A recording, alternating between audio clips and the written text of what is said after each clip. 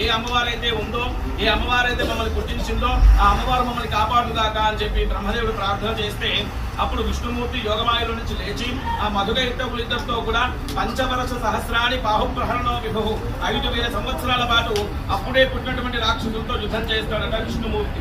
మరి యుద్ధం చేసినప్పటికీ కూడా ముగ్గురి బలాలు సమానంగా ఉన్నాయట.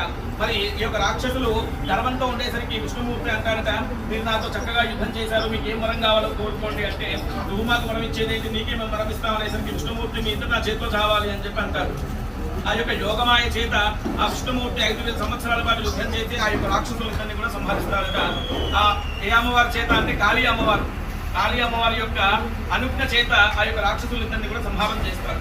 మరి వాళ్ళకి అటువంటి బలం ఎక్కడిది అంటే, అంతకంటే ముందు ఆ యొక్క అమ్మవారిని వాళ్ళు ఉపాసన చేసి భూమి మీద చావకుండా, మధ్యలో చావకుండా, ఆకాశంలో చావకుండా అనేటువంటి వరాన్ని కోరుకున్నారట.